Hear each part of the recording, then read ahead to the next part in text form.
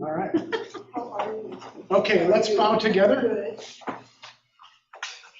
Thank you, loving Lord of grace, for the absolute inspiration and brilliance of Scripture, and for your nature that makes it accomplish the purpose that you've sent it for.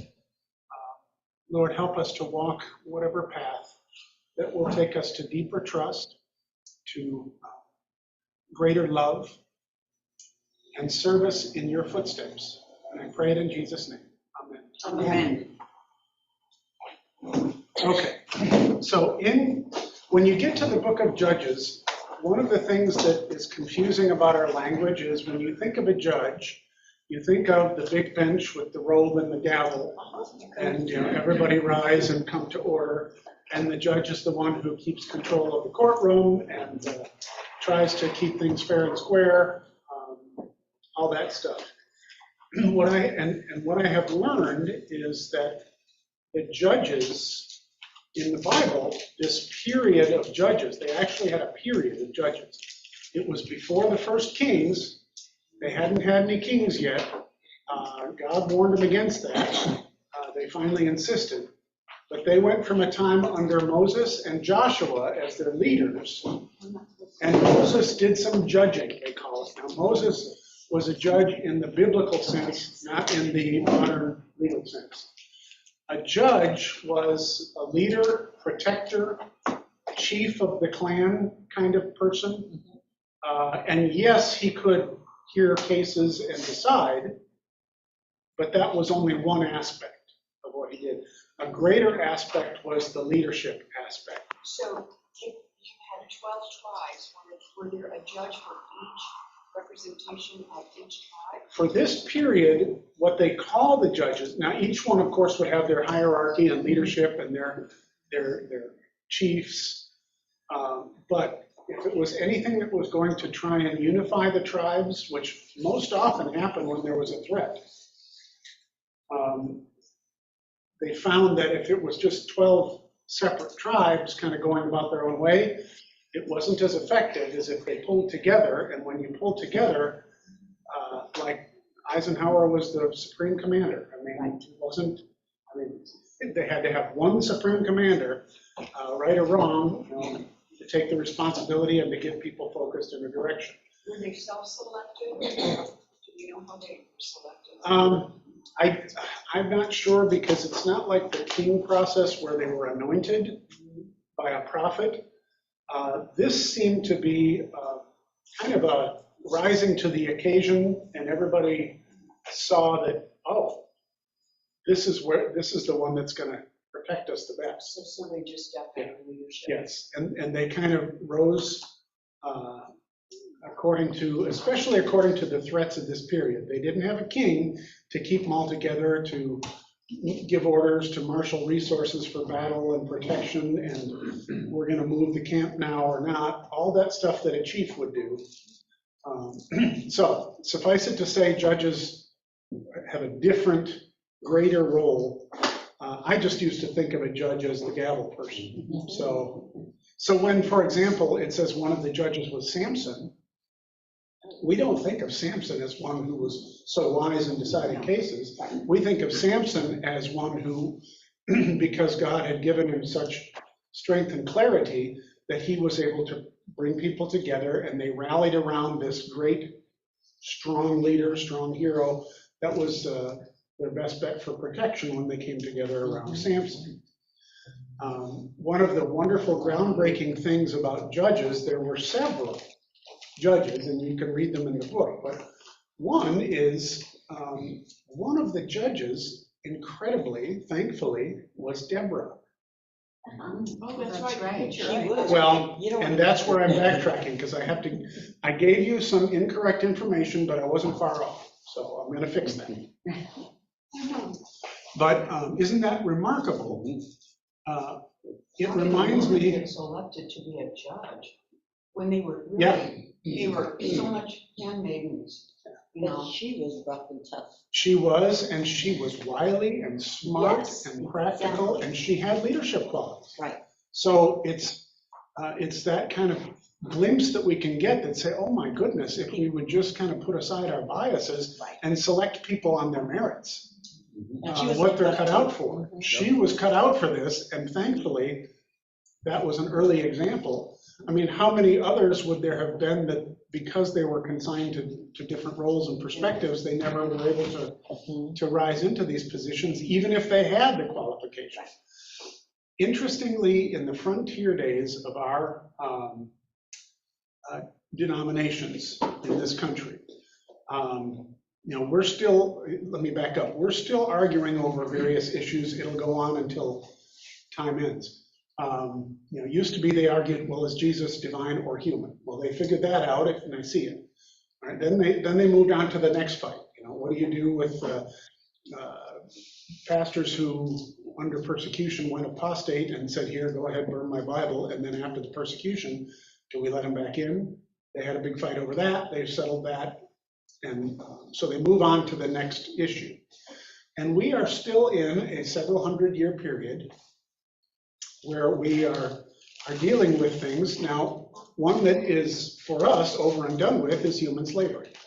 We argued and fought. There are Presbyterian meetings.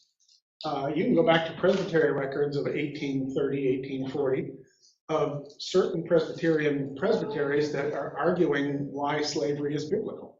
That's in our history. They've had slaves forever. Right. Have been. And so so those people who were going of that persuasion thought they were speaking faithfully on the floor of Presbytery. This is why slavery can continue because God ordained it, and so forth and so on. Obviously, there were other church members, Presbytery churches, not just in the Presbyterian denomination, of course, who were saying, wait a minute, the biblical slavery was this. What we're talking about today is not biblical. And of course, it came to blows, unfortunately. And we fought a civil war over that. The Presbyterian church split over that. There was a Southern Presbyterian church and a Northern Presbyterian church. But they finally resolved that issue. It's no longer an issue. There's no Presbyterian that's arguing for human slavery anymore. So that one is decisively decided, so it can happen. It takes 200 years or whatever, unfortunately, but at least we get to resolution and then we move to the next argument. She says I'm her slave, but she doesn't pay me occasionally.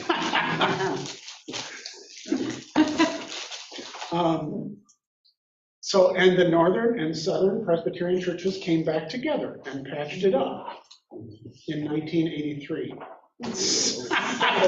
Very late date. So it only took them, 130 years to get over it. So that's our humanity, folks. God somehow puts up with us and loves us and uses our brokenness to bring us forward, even when sometimes we stubbornly stand in the wrong. I'm reading a book where historically, in the Baptist church prior to the Civil War, it's interesting. I do realize what the origin of the Baptist and when it split, how that happened. According to the writer, the Baptist church was Baptist. And when the Civil War, when we went into, of course, the split between, succession, and we had the Yankees and the Rebels, it was the Baptist in the South was now known as the Southern Baptist and the Northern. And of course, the Southern Baptist had the view of course, the Confederacy, and the Northern Baptist had more of the viewpoint of the Union. I did not realize that. Yeah, and it happened in all the major denominations that had any kind of presence either way.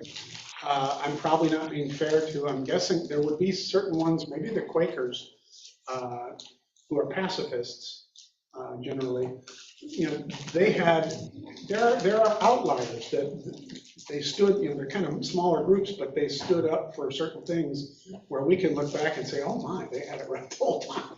So there were some groups that resisted from the beginning. But that's where we are now. I bring that up because we are still arguing for the past 500 years, whatever, and it's not resolved yet among Christians generally. And that is the ordination of women. Right? Presbyterians have, at least in our practice and in our doctrine, fully accepted the ordination of women to full and equal position of every office in the church. Not that we're patting ourselves on the back for getting there as soon as we should have, and we dipped our toe in the water. All right, maybe they can be deacons. That was about 110 years ago. Well, they didn't screw up deacons. All right, do we trust them as elders? And so now, about 75 years ago, Presbyterians, see how long it takes us? And then 60 or 50 years ago, she was related to the Church of Muskegon, and I'm forgetting her name, the first Presbyterian minister that was ordained. Now, those are steps forward, but ask any woman pastor today, or even elders and deacons, there's still lingering perceptions and things that are hard for us to break out of some of our old ways, but they judge them on the merits. And when you do that, you can't keep them out. So now, back to the frontier days of our country. Christianity is spreading across the fruited plains here in great and wildfire-like ways. And the Presbyterians were the first ones who started tent revivals. I thought that was Baptists or somebody else. Presbyterians in Kentucky were having these tent, and people were coming in the gobs, and they were being baptized, and they were on fire. And Presbyterians didn't know what to do because they didn't have enough trained preachers to start all these new congregations and to keep pushing west. And So were they the first ones to have integrated revivals in the tent? I'm going to stick with that story. Somebody can come back and say, well, it broke up, it came up, like the Reformation. Started here with Luther, but also here in Switzerland, it kind of came up all. I don't know. I'm biased for Presbyterian history. So I'm going to stick with Presbyterians. True story. We were United Methodist. I mean, born, raised, baptized, everything Methodist. And those of you who do not know, the United Methodist Church had really took a stand on not having women being ministers and everything. Ordained, anything. And the choir started, and Pastor Pat came, and for the first time, I met a woman minister. Because I did not know one could be a minister and be a woman. And then just kind of studying and talking to her and everything, and then looking at where the Methodist Church was, having a strife, if you will, inside the church, and lots of different questions of what philosophy. And that's why we came to the Presbyterian Church, because it just seemed to be doing more what Jesus would want us to do as people instead of being man doctrine. Does that make sense? Yeah. So that was interesting. And it goes back to the priest role, which in our Bible is strictly male. Right. And the idea that it still lingers today in our Roman Catholic Church, and I'm not talking them down, but they still have a doctrine that says males are the first image of God. They were, Adam was created first. The priesthood role, as we've been reading about in worship on Sundays in Hebrews, I haven't always focused on it, but I hope you're catching some of that. They talked about having a human priest this last week who, well, we keep having to have human priests because darn it, they keep dying off and we got to replace them. And they have to sacrifice for their own sins and for the people. They're the mediators between God. And Jesus came along, and now we don't have to keep replacing the priests because he didn't have to sacrifice for himself, and he was able to sacrifice for us once and for all. And now the reformers in our tradition said there's a doctrine of the priesthood of all believers. Now, I'm sure at that point they were probably not thinking of women. Well, at least some of them. However, So the Presbyterians, let's get back to frontier days, tent revival, Kentucky's going nuts. Presbyterians saying, we don't have enough trained pastors for these people. Oh, we better hurry up and train some more pastors. So they threw up seminaries and they said, okay, train for 3 years and then go up. In the meantime, the Methodists and others who were picking up on this revival said, oh my gosh, those of you that seem to have spiritual gifts to be a pastor, take your horses, go out, preach, and we'll train you on the fly. Methodists became 3 times as large as the Presbyterians because we were stuck in the mud with. And one of the things that was learned in that frontier period that they got away from, but in the heat of the need for preachers, in the mid to late 1800s, the preachers were men and women at those revivals. And nobody said boo. Only the Presbyterian one?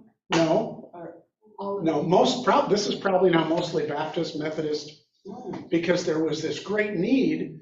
And when you had someone who on the merit, she's effective, holy cow. And there wasn't yet this idea that, oh my gosh, we doctrinally can't let women teach in the church because they didn't have that. They were so busy preaching the gospel. And so it kind of broke out that, and how did they decide if someone was qualified to be a preacher? By the fruits of their preaching.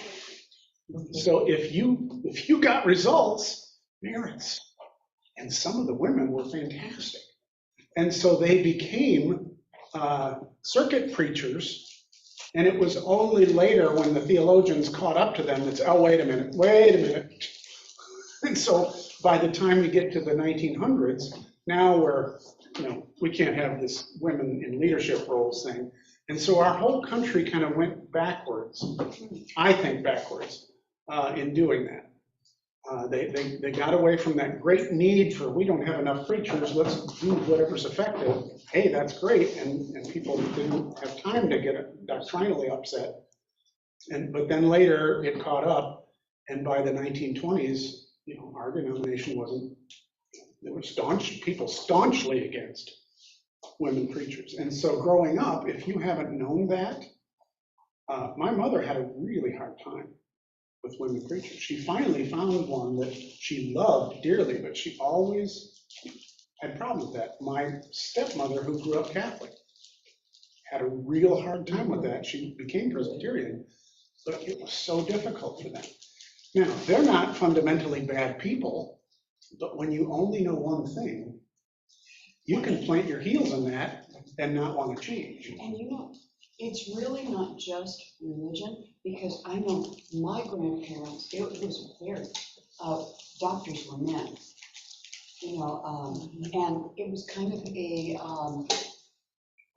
it was the culture that a man was more intelligent, a man should be in one of those roles. He was the leader, always. Amy Semple McPherson was a very well-known person in the Los Angeles area, but she was Pentecostal, and she was a very powerful woman, minister, preacher. Yeah. But that was like 1944 or thereabouts, in early 40s. And in our tradition, women now are ordained as deacons, elders, and pastors.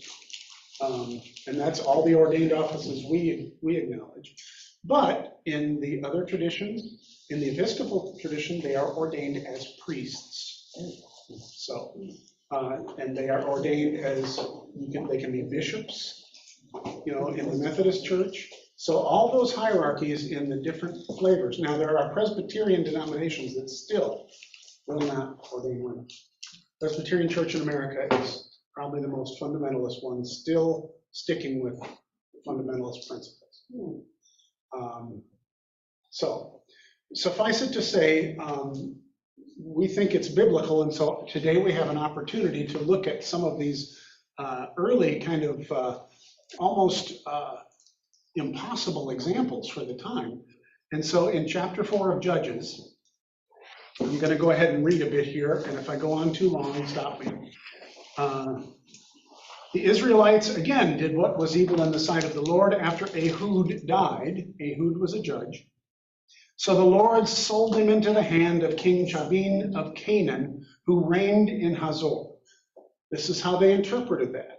If the people were evil, then God would let them live with the consequences. And they weren't pretty. Verse 3, then the Israelites cried out to the Lord for help, for he had 900 chariots of iron and had oppressed the Israelites cruelly for 20 years. So now the Canaanite leader, they had the upper hand for 2 decades. Check this out. At that time, Deborah, a prophetess, wife of Lapidoth, so we have no uncertainty that this is a woman, was judging Israel. She succeeded Ehud. Oh my gosh. She used to sit under the palm of Deborah between Ramah and Bethel in the hill country of Ephraim, that's the northern kingdom, and the Israelites came to her for judgment. So they would come to her for advice, for ruling on cases, yes, but also for prophecy, for teaching, all of those things, advice on how to make things work the best way they could for the circumstances. And so she grew in stature, and she sent and summoned Barak, son of Abinoam, from Kadesh of Naphtali, and said to him, the Lord God of Israel commands you, go take position at Mount Tabor, where Jesus was transfigured later, bringing 10,000 from the tribe of Naphtali and the tribe of Zebulun. What are they doing? They're assembling armies. All right. This is Deborah commanding, unifying the people, because she knows the threats and she can strategize, and the people give her credence. I will draw out Sisera, all right, he's an enemy, the general of Jabin's army, to meet you by the Wadi River, Kishon, with his chariots and troops, and I will give him into your hand. This is prophetic language. So she was speaking as a prophet, but her words had the weight of, okay, Naphtali, Zebulun, bring 10,000, and the battle will go well, it says.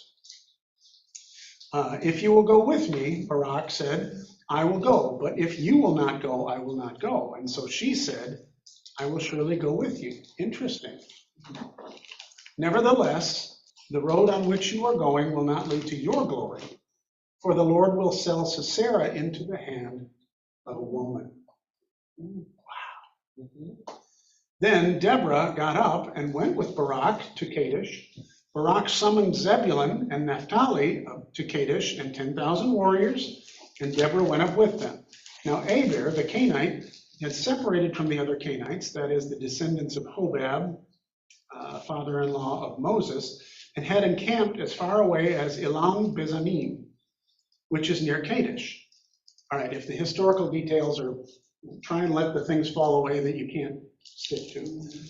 When Sisera, the enemy, was told that Barak, son of Abinoam, had gone up to Mount Tabor, Sisera, now strategizing on the other side, called out all his chariots, 900 chariots of iron, and all the troops who were with him, from Harosheth Hagoim to the Wadi Kishon, big battle lines being drawn.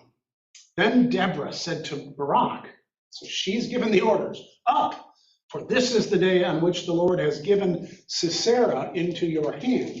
Now that means the battle is going to go the Israelites' way, but it doesn't mean that Barak is going to slay Sisera. That's already been debunked or said that it's not going to happen. Barak went down from Mount Tabor with the 10,000 warriors, and the Lord threw Sisera and all his chariots and army into a panic before Barak. And Sisera got down from his chariot, fled away on foot, while Barak pursued the chariots to Harosheth Hagoim. All the armies of Sisera fell by the sword, no one was left. So Deborah's words were true, and her strategy proved to be more effective. So Sisera now fled away on foot. All right, check this out. He went to the tent of Jael, another woman, the wife of Heber the Kenite.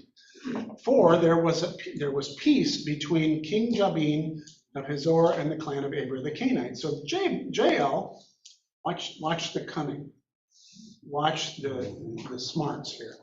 Jael came out to meet Sisera, the fleeing enemy. said to him, "Turn aside, my lord. Turn aside to me and have no fear." So he turned aside to her and went into the tent.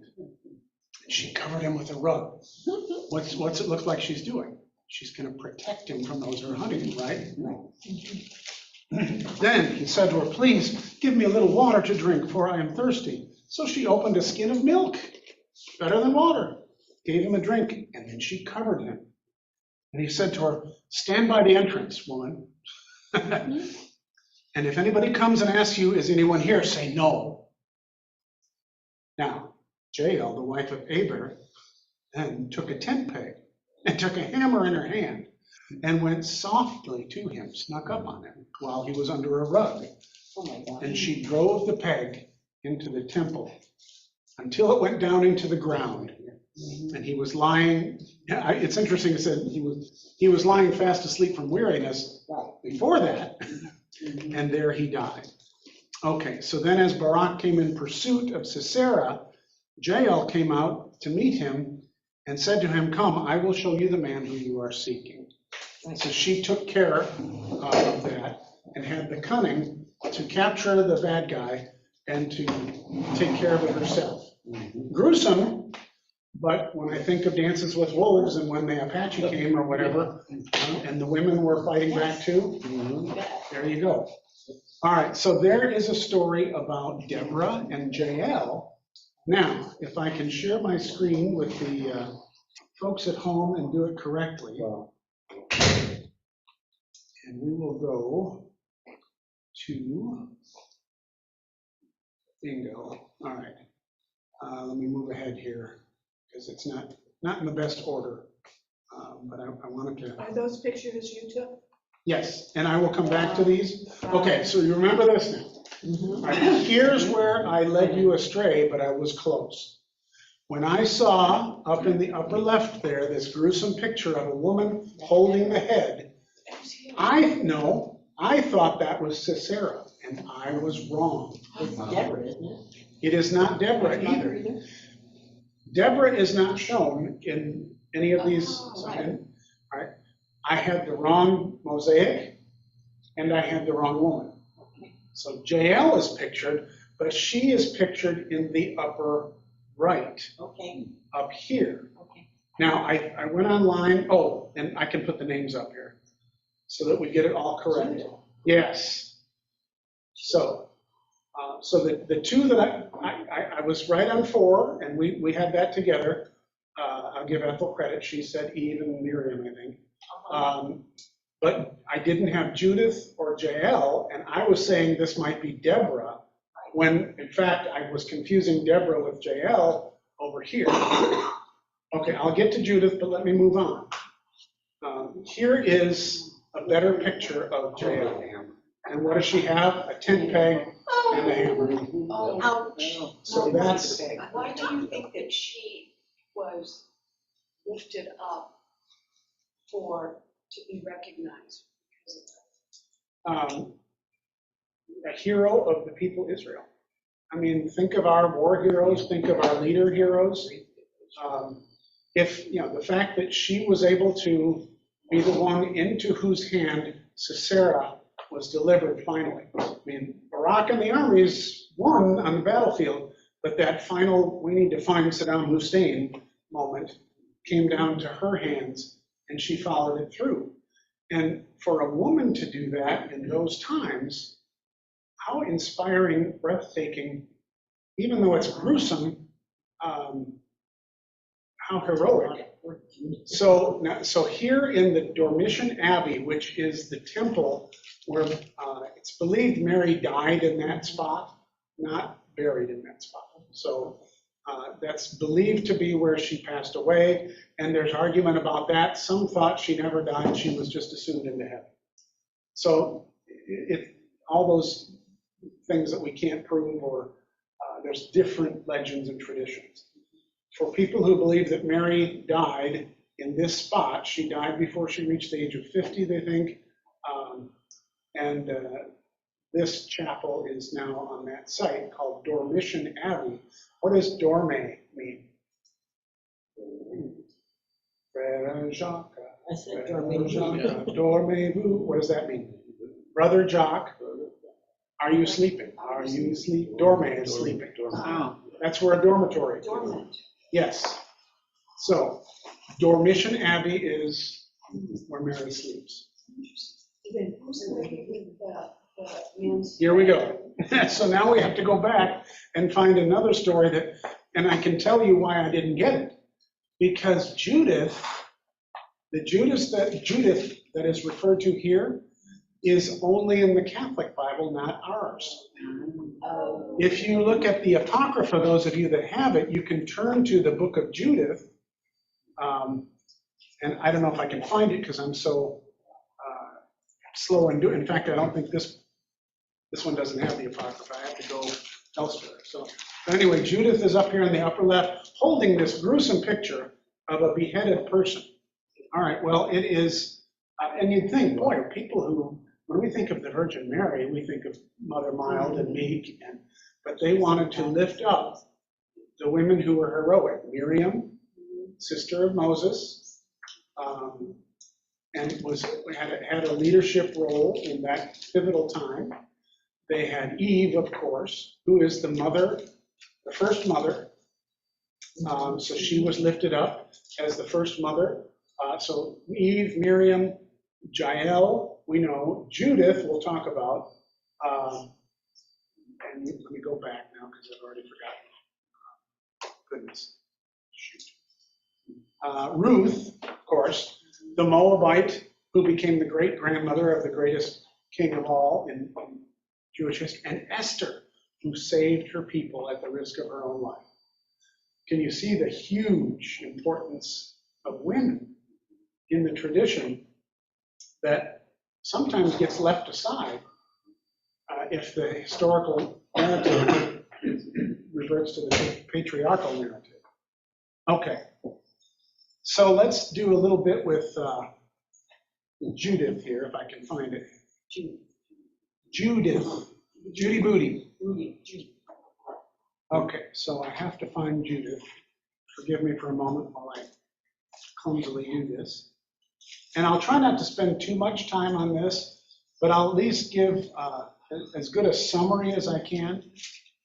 There it is in Judith, apocryphal book, which is in the Catholic Bible, chapters 8 through 16 are all about Judith. Now there is another Judith mentioned once in Genesis, and it's not the same one. So that's the only one in our Bible. So you could get confused.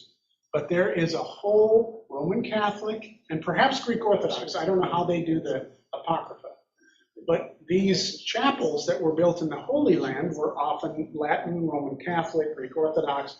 So it would make sense for them to have Judith there, and it would make sense that pastor who really hasn't read up on Judith, shame on me, I wouldn't have been able to give you that right, and I was just guessing, oh, that must be Deborah.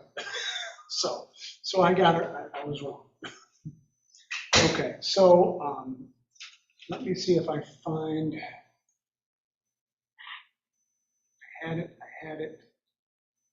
It'd be interesting to see why the Catholics thought that she was important to mention in their, It's a very similar type story to Jael. I just need to. So when you were talking about Ruth and you said she was basically the genealogy of, is David? Was that? Genealogy. Yeah. Ruth was the great-grandmother of David. Yes. And she was not an Israelite, she was a Moabite. And that book was written partially in protest to the protocols of Ezra and Nehemiah at the return of the exile, when they were saying, well, folks, we were exiled because we were unfaithful to God. And by the way, now a bunch of you have married these foreign women and they're bringing their idols into your homes. What did Ezra and Nehemiah say? He said, well, we need to turn to God faithfully. There's the part of the message we can say, here. How do you do it? Put away your foreign wives. What does that mean? That's a polite way of saying leave them out in the desert to die. So that was their human way of trying to achieve something that was good in a way that was abhorrent. So the writer of Ruth said, now wait a minute. Foreign wives are the worst thing in the world here?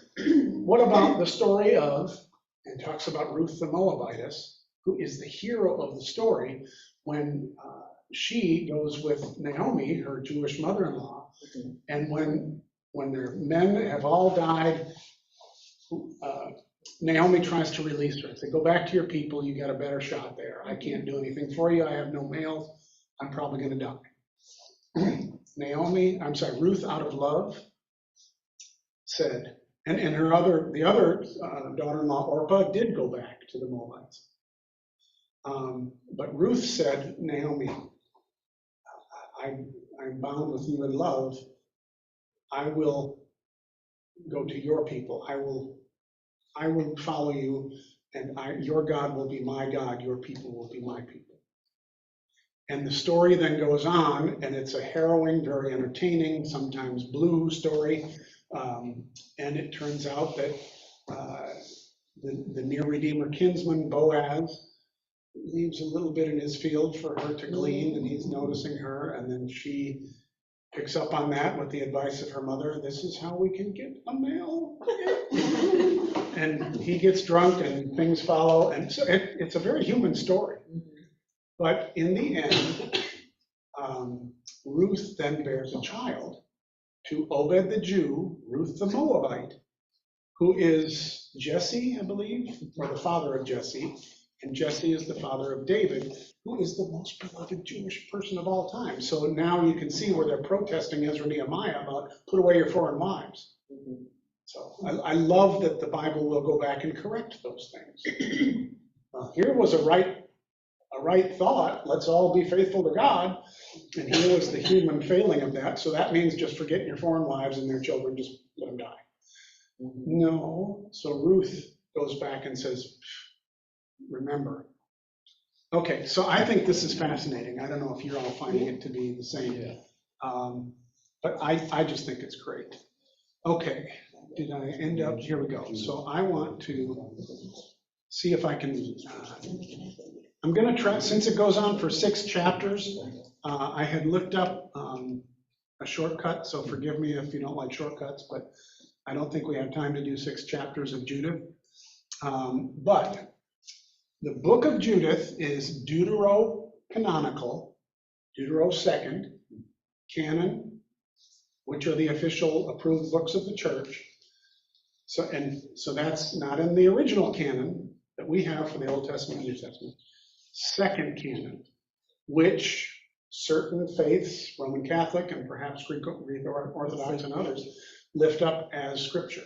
And we say it's not inspired scripture, but it is extremely important to know the details and the writings of the time. So, okay, it was excluded from the Hebrew canon, and it's assigned by Protestants to the Apocrypha, which means of questionable origin, unknown origin, anonymous.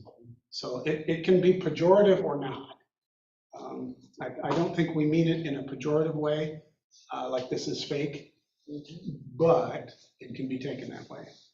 It tells of a Jewish widow, so she was a widow at the time, Judith, who uses her beauty and charm to kill an Assyrian general who has besieged her city. So once again, she is heroic in this way and saves the people. She saves nearby Jerusalem from total destruction.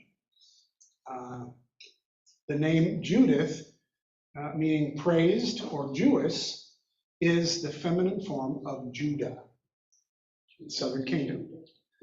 So I will leave it to you if you want to research that story, but I don't know if I can find it quickly. Out of curiosity, why wasn't Judith included in this book in our Bible? The Hebrew canon, if you will, was decided by the Jewish leaders at the Council of Jamnia in 90 AD. And they went through all of the, what we call Old Testament, they would call Hebrew scriptures, and all the other writings, and they said, these are the authoritative books. And that's what the Protestant reformers adopted as the Old Testament. I have to assume there's other people. And they left out there's there's dozens, scores, hundreds of other writings all right, got it. that may have insights, but they believed in this, we believe God works through people. So they said, these are the canon, and these aren't. Okay. And then the Roman Catholic, now later when the New Testament canon was decided by the fledgling church over a period of 100 years, or 300 years, later in the Reformation, the Roman Catholics had been treating all of these non-approved books from the Jewish folks at 90 AD, and there was confusion and argument. Tobit, Ezra, what are these books? Enoch. And so the reformers, doing what they did, sitting around in the Alps in those cold winter evenings, said, we're going to go back to as original as we can get, and authoritative as we can get. And so the Protestants adopted the Council of Jamnia, the Jewish canon from 90 AD, and the New Testament books that followed, but they put as Apocrypha Judith and all these other books. Yes. Would you say one more time? Judith, was Judith the name of an actual book, or was Judith the character? Both. in? There is a book of Judith. So what's interesting is, just going with Jim's question, what if, because Deborah is not the name of a book, Deborah is an example of a judge in the book of Judges. Maybe they didn't like a book just called a woman book. I don't know that would have figured into it, because they left out other ones, yeah. I'm sure there are scholars that can go back and say, what kind of a criteria did they have? That would be interesting to know. It's hugely interesting, yeah. More work for Patty. So I'm sharing the screen to show just a plot summary of Judith. I'm not going to spend any more time on it after that. The story revolves around this daring and beautiful widow who's upset with her Judean countrymen because they weren't trusting God to deliver them from their foreign conquerors. They were kind of being cowards and not being decisive in their action, trusting God to get rid of the threat. So she takes matters into her own hands. She goes with her loyal maid to the camp of the Assyrian general, Holofernes, with whom she slowly ingratiates herself. Can you imagine? Promising information on the people of Israel. So she's now using her wiles to say, I'll make him think I'm going to be a spy. Oh, and by the way, if he happens to see me at the same, yes. Gaining his trust, she is finally allowed access into his tent one night, as what happens so often, he lies in a drunken stupor. So she decapitates him at that moment. It says that when I read it, she struck him twice. It took her 2 times to get through with his own sword. She decapitates him and then takes her head back to these cowardly countrymen who thought, this was too fearful to try and take him down. So now the Assyrians, having lost their leader, they disperse and Israel is saved. So whoever was doing the beautiful architecture art was knowledgeable about the Apocrypha? Yes. Yeah. And so they included her as a reader. For them, it's scripture. Yes. It's just one of the other books. Interesting. Yeah. When you say the word prophet, I mean, when I used to read it, as a kid, the prophet, and Jesus was a prophet and, all the rest. But when I read on Deborah, for some reason I was thinking, they went to her, and you said that they went to her because she was a prophet and she could help them understand. Was that prophecy? And they were prophesying the future? Yes. And it helps. And since we're coming into Christmas, I try and do this every year because I grew up, the word for me, prophet, meant crystal ball clairvoyant. That in those days, God spoke to certain people through whatever, directly. And said, this is what's going to happen tomorrow, this is what's going to happen in 700 years, this is what, and you tell the people, let them believe it or not. That's what I thought they were clairvoyant. Like a Ouija board sort of? Yeah, I figured, and many people have thought that and just explained it, well, God doesn't do it that way anymore. Because I don't know anybody that I have seen as an authentic clairvoyant. Deja vu you can talk about, whatever, I can go, and I'm sure God speaks to us. But I have found that I staunchly believe God speaks to us. I staunchly have had no experience of God on a loudspeaker speaking words directly to me. God could do it if God wants, I suppose, but God finds other ways to speak to it. But apparently, back in the Old Testament, when someone prophesied, or they went to someone who prophesied, they believed that that person had that ability and that God had. And they believed it because of the fruits of what they said were true. So, and I don't think they thought it was crystal ball kind of stuff, so I'd like to get rid of that. Isaiah was a tremendous prophet. I don't believe he was clairvoyant. I don't think he pictured Jesus 600, 700 years in advance. But in the prophecy that we will probably read on Christmas, he's standing there before the king Ahaz, trying to advise the king, and he was doing what prophets did and do.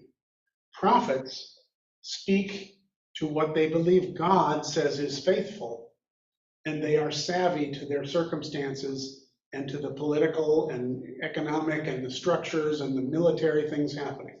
They are particularly savvy, and if somebody predicts something that, boy, if we don't change things in 20 years, this is going to, that we can accept without the crystal ball.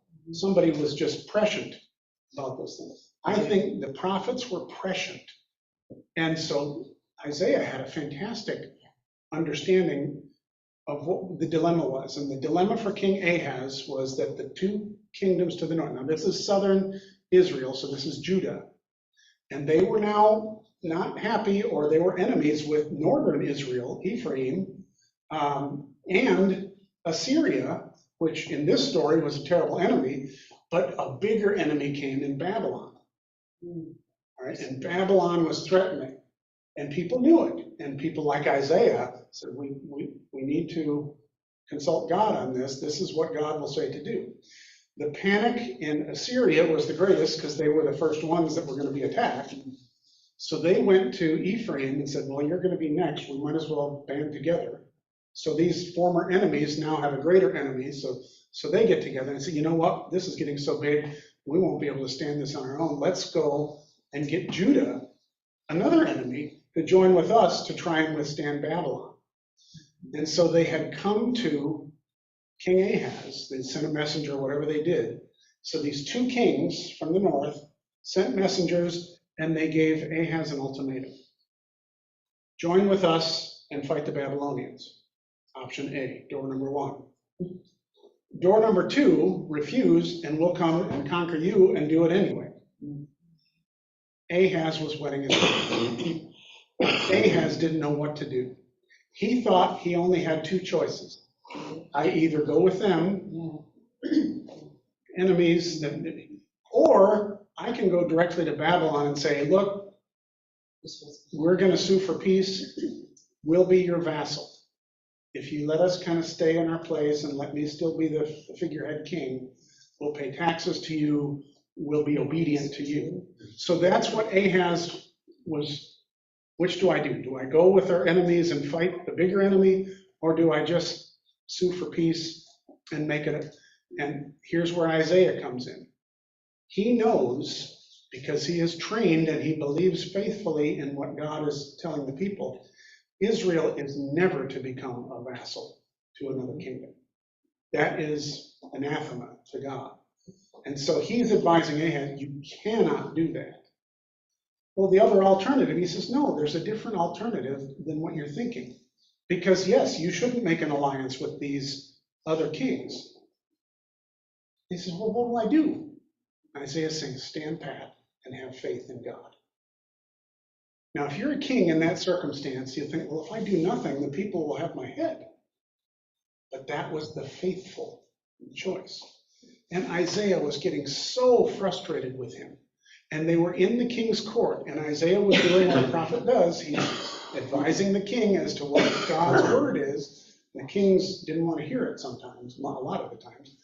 And so finally, he says, well, ask God for a sign. And King Ahaz is too cowardly to do that. So he pretends to be pious and says, well, you should never put the Lord your God to the test. Far be it from me to do that. So Isaiah finally says, I've had it. And this is our Christmas passage every year. All right, God himself will give you a sign. Look, the young woman, and he points to his wife, is with child. That child will not reach the age of knowing good and evil, 13 bar mitzvah, before the two kings whom you dread have fallen and will be gone. We read that every Christmas. Now, did that mean Isaiah had a crystal ball? No, he was savvy and faithful. Stand pat. I did in Muskegon, this worked out beautifully in Muskegon. I've told this story before, so forgive me if it's a rerun for you. Jacob at the time was maybe 14 or whatever. And I said, Jacob, come up here. And I said, you have two choices. And I put him in front of the congregation and said, face them, don't look back. Over here is one choice, all right? And so we'll make this represent the choice of going with the other two kings. One of the choices Ahaz thought he had. So if you choose that, I want you to turn, I want you to fall backwards into the arm and do a trust fall into the arms of that side. If you think that it would have been better for him to choose to sue for peace in Babylon, which Isaiah said was terrible, turn to this side and do a trust fall backwards. I had him blindfolded. And then I said, but if you think it was better to listen to Isaiah, I want you to fall backwards where he knew there was no one standing before I put the blindfold on. Jacob wowed the crowd. He fell backwards, not knowing if there was anybody there, and I had a guy sneak up behind him and catch him. It was great. So he did what Ahaz didn't have the confidence to do, stand pat. Don't go in either of the bad directions. It's not a binary choice. Trust God. But from that, we get the prophecy, look, the young woman is with child, which in Hebrew can be translated as maiden, virgin. Not always, but Matthew comes along. This is what God was saying to us. Look, the virgin is with child. So Matthew translated as virgin. It's not incorrect. It's probably, in fact, almost certainly not accurate to what Isaiah was thinking. Isaiah was looking at his wife. Yeah, but Matthew said the virgin is with child. So in a translation foible, I see God working through that. And I see God using the faithful words of a person who was not clairvoyant, but was speaking God's truth with a savvy of what's going on, and at the risk of his own neck, and saying, Isaiah, that's faithful. Isaiah had no idea that his prophecy would give us a clue to the coming of Jesus, but it did. God intended that. So to me, that's what a prophet is. They speak to their own time and place with great savvy and even prescience, but I don't go for Nostradamus and these kinds of things. It just, the documentaries can put on the strange music and the lighting and make you think Nostradamus was clairvoyant. I'm not convinced. I don't think the Bible says the prophets were clairvoyant. They spoke faithfully as preachers. I mean, staunchly faithfully to God. And when you do that, your words can be used in ways you never even imagined. How many of you teachers have had a student come back and said, you know what, you said that one day, and you may not even remember what it is, changed my life. How those things were you've had that experience maybe. I've had it with people, coming to me, and I didn't even know that circumstance or that teaching or whatever. Does your son remember that? Yeah, oh yeah, the whole congregation Have just. you ever had the conversation with him? How did he choose that? And why did he choose that? That was amazing faith. Well, and pretty much, he knows me, so I think he in the end he trusted me. Whatever was going to happen, which is Dad's not going to let me. because it's like that's what we do with God. So, hi Jeff, welcome. So, okay. I hope this was useful to you. I wasn't sure, be careful. So I'm going to go back now again. Let's see if I can share the screen. So that was our Bible lesson on some of the prominent women lifted up in Scripture and in the Apocrypha. Was it Jude or JL that Oh, Judith cut off the guy's head. Yeah, Judith was so she's the one standing there with the gruesome. And you think, what an awful thing for a memorial for Mary, but not really. That she was a hero of Israel, faithful to God in a way that the men at the time were too cowardly to do. So they actually recognized 6 women around. Yes, 6 women and Jesus in the center. Yeah. Okay. I have to leave right now. I have to go do an appointment for a doctor that I didn't know I had. Okay, everybody boo. Everybody say boo. So I had a procedure yesterday and the bandage sort of fell off. Oh. They sort of taped it So they're gonna fix it. so that they want to look. Thank you for coming, Patty. Yeah. God bless. Glad you were here. I'm glad that you know that I'm a complete silly one. Okay, Be safe, kid. let's go back to the cenacle.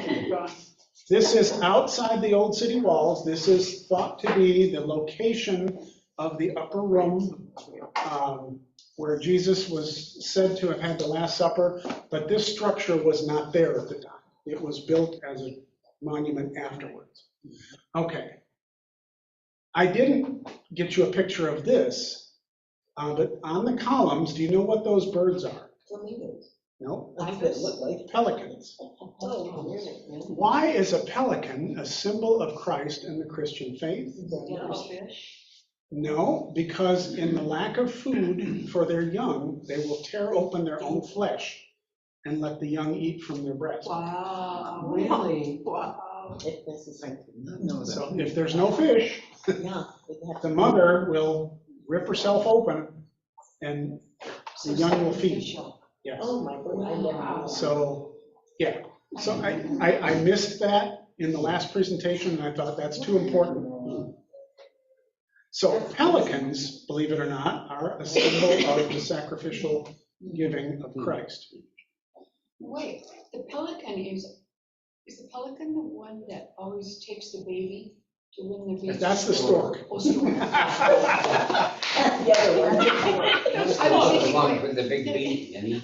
I was thinking, well, that's kind of cool The because ones that had that great big. Well, I'm not, There you go. who knows, and you'll have to get Patty to do an ornithological study That's right. to see why it is that they can do that. But I'm sorry, that only reminds me of my mom when I was about this tall. She said, "What's a pelican?" I asked her. She says, "Well, there's no such, something like, I forgot what you said, a pelican is a very wonderful bird. It can hold more food in his beak than his pelican. Yeah. And most folks don't know how in pelican."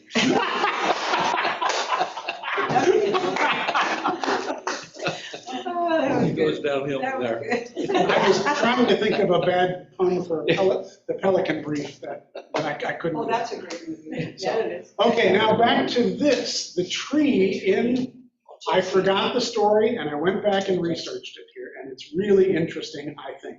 So this is I don't think it's solid gold, but it's the gold, and it's called the Tree of Life, okay? I'm gonna move our folks to this side because I've got words coming. Okay, the Tree of Life was given as a gift for this area by Pope John Paul II. It was to sit in this room, and it's an olive tree, of course, and it has 3 trunks. The one, it's kind of hidden in the back, there's the third one. To symbolize peace between the 3 religions that consider this to be a holy site.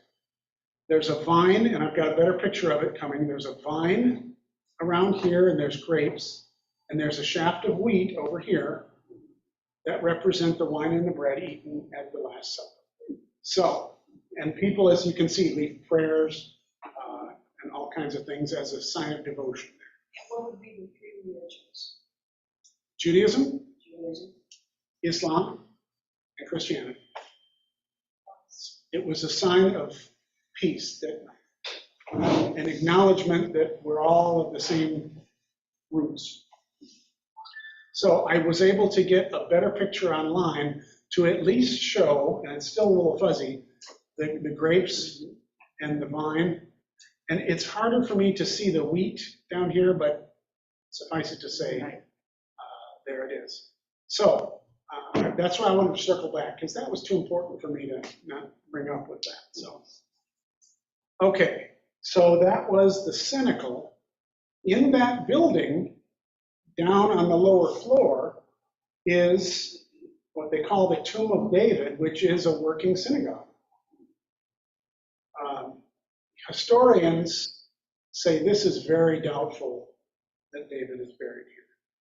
It's a tradition, a legend, but people still hallow it as holy. So now you have Dormition Abbey that is dedicated to Mary.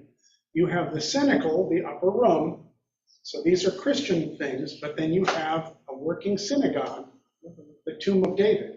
And they actually have such respect for the people of the Tomb of David that when they built the Dormition Abbey, they made sure that the sun's shadow would never be cast on this room. So interesting way of showing reverence. Do they know where David is buried, or do they have an idea if it's Adam not left. here? How am I supposed to know? We're supposed to know all these things. I mean. I may find out as we go along here. No. I may have known and forgot. I hope that, because it seems to me that there are other places we visited, and one may be a more believed, authentic site of the Tomb of David. But suffice it to say, this is a holy site, and you can see a person there paying homage. And it was humble in ways. They just had plastic lawn chairs there. But this is a working synagogue. We should take out the pews and put in plastic lawn chairs. No, I don't think that would be a good change. So again, this is back at Dormition Abbey. This is where it's a tribute to where Mary is thought to have died, not her resting place. That's disputed or unknown. Some people thought she was taken into heaven. There's the ceiling. And I've got one more to show you now. There's the 6 ladies. Look at all the trouble I went to put their name. Yes, that's awesome. That's so I wouldn't forget next time. And so we have the woman with the tambourine. That is Miriam singing her song of the Exodus. Or Chris, yeah. Chris Tracy. Hair's too dark. JL with the tent peg. Yeah. Okay, so that gets us a better understanding of that. I'm not going to do anything more with Peter's When you Invallicantu. traveled there, that was very exciting to see such highlights Oh, from yeah. one location. Yeah. And to be honest with you, I hope you'll keep coming to Bible study forever. I hope this is fun. Pictures? But no, I've got tons more pictures. And of course, I love to talk. But you can now go online. I found a blog from, I'm going to forget their names, Rhoda and whatever his name is, I'll find out in a minute here. They've actually taken a documentary video tour, which is helping me remember stuff. So, if you're tired of Pastor Jim, you could actually watch some of this stuff and get a lot of it from those kinds of sources. I noticed in the Dormition Abbey Chapel, there is the apostles gathered around the figure Mary here. But in each of these kind of side places, one was dedicated and donated by Hungary, the country Hungary. So they have different inscriptions and so forth. We talked about those. Of course, this was the very poignant cistern that Jesus was thought to have been thrown into. Then we looked at the steps to the Kidron Valley where they thought Jesus was brought from the Garden of Gethsemane down the valley and up these steps and led to his arrest and trial. So that's why I said we were backtracking. So all good with that? Okay, we can move forward now to things that we didn't do.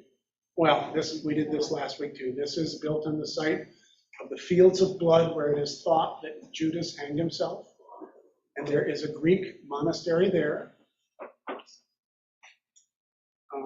Again, this is just outside the old city walls. Mount Zion, yes, this is part of Mount Zion, but not the pinnacle. This is to the side. And they, within the monastery or just in the general area, they thought he committed suicide? I can't say exactly where in this valley, but it is also referred to as Gehenna. And if you listen to fundamentalist Christians, that is a euphemism for hell. that was the dump for the city of Jerusalem. It was the burn pit. And so it was constantly smoldering. The Fields of Blood name came from another story I forgot, but the Gehenna is the garbage pile, which is thought to be hell. Again, you can see why tradition would say Judas hanged himself there.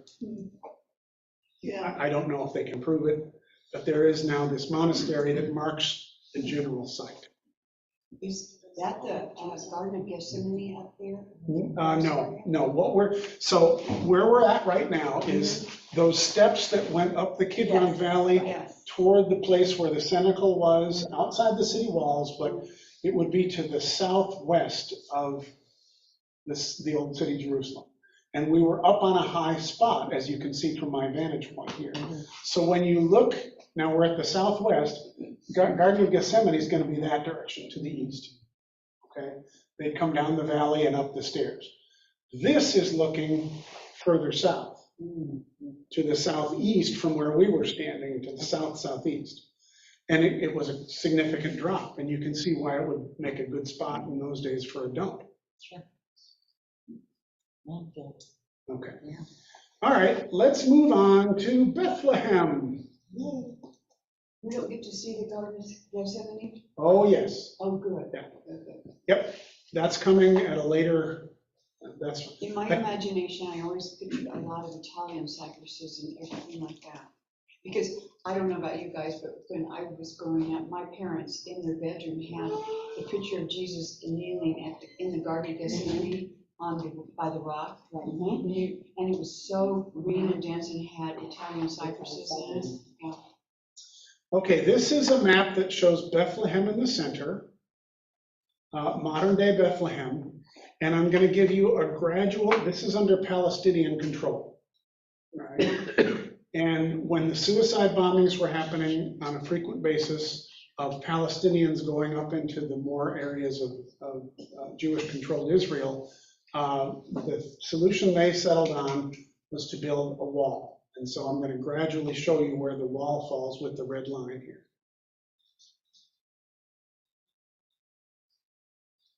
So now you see, oops, went too far. Now you see with this red line, they have built a wall that effectively separates the Palestinian portion, which includes Bethlehem and all of its holy sites. And this wall you can see is very circuitous and works around. So it is walled off. And you get through by going through Israeli military checkpoints. There are Palestinians that can go back and forth at various times. Sometimes they have work permits or whatever, but it's always tightly secure. And there's great disagreement as to if this is, some will say, well, the Israelis had no choice. This stopped the suicide bombings. You know, had they not been so barbaric, then we wouldn't have had to do this. That's one side. The other side says, you're being oppressive and you're being racist and you're being, and there's people who of good faith who argue both sides. And so there's hurt feelings either way that we cannot so far resolve. So here's a picture of the wall. On the Israeli side, it's kind of blank and stark. On the Palestinian side, there's lots of graffiti. And you see there's not only the cement wall, but there's barbed wire, as you might expect. And it's not a beautiful thing at all. So it's kind of like Checkpoint Charlie. Oh, yeah, it's ugly. And if you want to go on the other side of the wall, on the Palestinian side, you can stay at the Waldorf. Oh, wow. The Waldorf Hotel. Yeah. So it's a tongue-in-cheek, it's play on words, but it's also a protest. Yes. I can see that. So, and it's a shame that over all these centuries, there hasn't been able to be a reconciling solution. So why would Bethlehem not be part of Israel? It has to do with things going back centuries. In 1852, there was a coming together of some agreements of how we're going to manage the three different faiths in this area. And so they agreed on certain things in a tenuous way. And that to where it remains in effect to this day, it's called the status quo. This is going to be Palestinian, this is going to be, even to the point where this is going to be Roman Catholic, this is going to be Greek Orthodox, this is going to be Armenian, this will be, Even though Bethlehem is a core of. and we found, and they're becoming more scarce, but we found wonderful Christians who were Arabs and Palestinians living in Bethlehem. Our tour guide said, her family was there, and she said, it's getting so risky here, but somebody has to stay to tell the stories. And that's what she was doing with us. You'll see a picture of her coming up. So there are, and Christians still pilgrimage there. They still sing Christmas carols, as far as I know. Now, these last few years have gotten tighter security, so I don't know what the situation is. But it amazes me how much tourism still happens in the days of threats. Now, shortly after this, there was scaffolding put up in the years that followed, because they keep this, this is the Church of the Nativity in Bethlehem. It is built over a series of grottos, caves, and carved out tunnels and things like that, which are thought to be the birthplace of Jesus, the place of the manger. They traveled to Bethlehem, came to Mary's family there, or Joseph's family, and they couldn't stay with the main household because Mary was a child, so they shoved him out into the cave. So this is built over that site. And is the site filled in, or are the caves and? Wait till you some of these- see. Wait till you see that. Because humans insist on Touching things? making things holy by building a chapel where, I said how ironic it was up on Mount Tabor when Jesus was transfigured, and Peter said, oh, let's build booths here. Jesus said, no. And what did we do? We built this massive chapel to Jesus and Moses and Elijah. That's just how it is, partly because of holy reverence, partly because of tourism. We're just humans. And in doing so, I'm sure that damage is done to the historic nature of things, but thankfully not total destruction. Plus, in many of these sites, a lot of the original was covered over by earthquakes before they could even mess it up. But there are still what are believed to be authentic, and I've got a couple of glimpses. But when you see the human touch to it, if you're like me, it'll kind of turn you off a little bit. So if Bethlehem is under Palestinian control, how do they feel about the tourism to the nativity? It probably ebbs and flows, but when I was there, there was acceptance. And there were Christians and Muslims living side by side. And see, isn't that crazy? Yeah. If you can have acceptance on one side, why can't they Yeah. do it everywhere? It was like when I was at now near the city of Jerusalem, there were Palestinians in the Jewish controlled, and they could come and work, and I felt safe. And maybe I was naive, but the guy that was with me, I think I told you, when we got done exploring near the southwest walls of the temple in the city of Jerusalem, a taxi driver came around and said, would you like me to take you to the site of the Pool of Siloam? I'm like, oh, yeah, absolutely. Well, this was a Palestinian driver, and he had a friend with him. And I was just like, I'm all in, let's jump in the car. The guy with me was like, we may never come back. But we went. Do you in? And in that case, and I had a wonderful conversation with him. I gave him my card. I have found that among the Palestinians, whatever you believe about the general issues, individually, they love to be heard because they feel like their story isn't told in a truthful way. And I'm willing to hear face-to-face, one-on-one from their perspective, as I am with the Jewish people, as I am with, and I know that everybody's going to have their perspective and bias, but I was really open to it. I said, please contact me. I'd love to be able to. And for good or for ill, the Presbyterian denomination that we're a part of is very sympathetic to the Palestinians for that reason. And you can argue about the strategic nature of that and the overall, because I'm conflicted by it, and I don't necessarily agree with our denomination all the time, but I know that it's so stickly. And at least at that time, I felt like I could embrace that, and they embraced us. And part of it was that the more people who hear from our perspective, the more balance there might be. Forgive me for being naive on this, but in today of what's happening over there, is there normalcy over there at this time with tourism and things like that?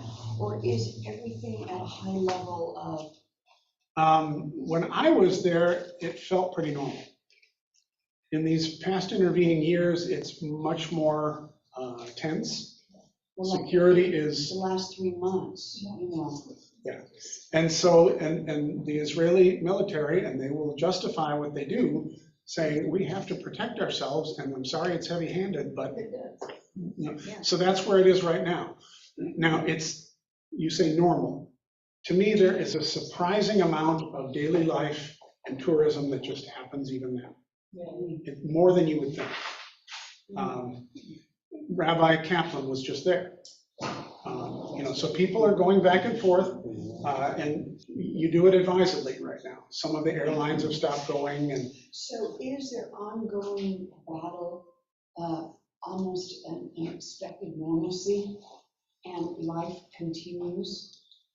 it's beyond my explanation. I think their normal is far different than what we Yeah. think. So I think, I suspect that what's their normal doesn't look anything like what we would say So normal it's hard is. to comprehend. what I it is. mean, if you think about in Israel normal, but you're constantly hearing the bombs getting caught up in the air, you know, but they just hear it. You know, kind of like we hear Luke Air Force Base. Yeah. You know. I'm guessing normal it would be very different than what it is. And depending upon, for me, it's my ignorance and what I know. So when I was visiting Palestinian Christians there and hearing about how it's becoming more and more dangerous and the Christians are being persecuted oftentimes by the Muslims and they're being eliminated in lots of places. Part of me, with my limited understanding, can just feel an affinity with the Christians and start to hate the forces of Islam or whatever. And so I have to be careful with that because it goes all different directions. And so it's very, very tangled and difficult. I hope that they're able to still sing Christmas carols and all that on Christmas Eve and worship there. I think that's the case. But you'll see some silly and strange things about normal in different places. But I thought this was fascinating, this aerial view of, It's a cross. Yeah. So, and there's lots of construction going on always. Tell me again what that is? This is the Church of the Nativity. Oh, okay. So yeah. this is the upper view of what I just showed you. Yeah. Coming in from the courtyard on the one side there. And then the central area down below is going to be the cave where it's thought that Jesus was born. That was probably with thought of having it look like a cross from an aerial view. Oh, absolutely. Yeah. It started out as an octagon. A lot of the worship spaces were octagons. And there's still a tribute to that in the interior, but later construction. And if you want to, honestly, if you want to read some of the history, I think it's useful because I think Wikipedia is good for some things. And when you can see the different powers that had control of this area over the centuries and what they did and what was destroyed. The first thing I think was destroyed by the Syrians in 300 or something. And then the next one was built and the next, and it goes through until this 1852 kind of agreement of the status quo. You say octagon, why the 8 sides?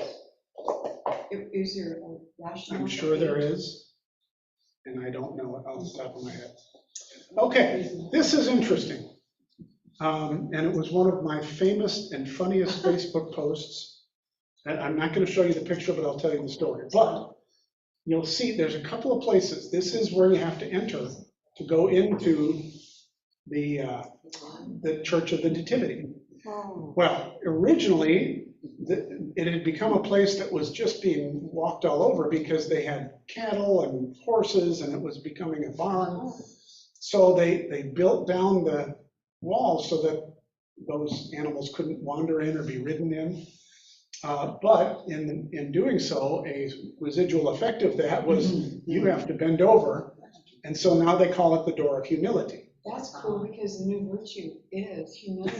There you go. That's All right, well, that concludes. So did you hit your back? Oh, it does conclude today's. Holy cow. Did you hit your back on that? I did not. Okay.